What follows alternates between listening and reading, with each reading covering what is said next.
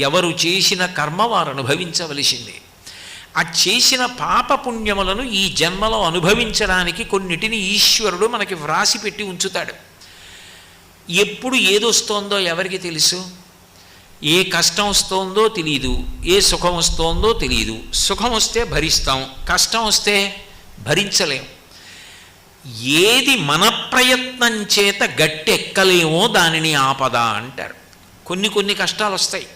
ఆ కష్టాలు యథార్థానికి మన యొక్క ప్రయత్నంతో గట్టెక్కి ఇచ్చు.